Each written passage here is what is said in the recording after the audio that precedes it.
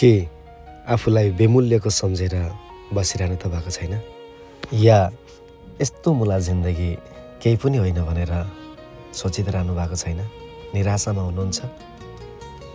तपाईँहरूको निम्ति एउटा आशा छ अनि तपाईँले जसरी आफ्नो जिन्दगीलाई सजिलो तरिकाले पाउनु भयो नि, तपाईँलाई पाउनको लागि कसैले त्यति सजिलो थिएन। तपाईँलाई प्रेम गर्ने ईश्वरले भन्नुहुन्छ, मैले नाश हुने सुन वा चाँदी जस्ता मूल्यले तिमीहरूलाई किनेको होइन, तर खोट रहित निर्दोष थोमाको बहुमूल्य रगतले तपाईँलाई किन्नु भएको छ।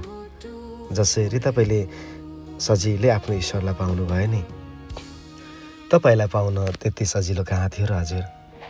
त्यो कलवरी डाँडाको क्रुसमा रक्तमय भएर डामै डाम, कोर्लाको चोटै चोट, खुनको धारै धारा बगिरहँदाखेरि, छालाहरू लुछिएर तलसम्म बग्दाखेरि, त्यो आफ्नै शरीरमा खुन जमेर टाटिएर त्यो घाममा सुकेर गनाउँदै गनाउँदै आफ्नो हृदयमा पीडा लिँदै जुन मुटुले तपाईँलाई माया गर्यो त्यही मुटुलाई घोचाइ खाँदै, अनि जुन आँखाले तिमीहरूलाई हेऱ्यो, मायाले हेऱ्यो, त्यही आँखालाई फुटाउँदै, जुन शिरमा तिमीलाई राख्नुभयो त्यही शिरमा काँडाको मुकुट लगाउँदै, जुन हातले तिमीलाई उठाउनु भयो त्यही हातले काँटी ठोकिँदै, तपाईँको निम्ति चल्ने पाउहरूमा काँटी ठोकियो। तपाईँले सजिलै पाउनुभयो येशूलाई, तर उनी येशूले तपाईँलाई पाउन त्यति सजिलो कहाँ थियो र हजुर? अनि अझै भन्दै हुनुहुन्छ निराशा भएर, म त केही पनि होइन, सजिलो छ जिन्दगी, तपाईँलाई पाउन त्यति सजिलो थिएन हजुर।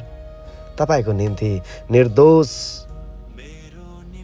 येशूले त्यो कलवरी डाँडा क्रुसमा टाँगिनु पर्यो, तपाईँलाई पाउनलाई थुकाइसर्नु पर्यो, तपाईँलाई पाउनलाई कुटाइसर्नु पर्यो, अनि भन्नुहुन्छ म केही पनि होइन, तपाईँ बहुमूल्य हुनुहुन्छ, आउनुहोस् त्यो टुटेको सम्बन्धलाई फेरि जोडौँ, भत्किएका साइनोहरू फेरि पुनर्निर्माण गरौँ, रोकिएका गन्तव्यहरू फेरि पुरा गरौँ, आउनुहोस्।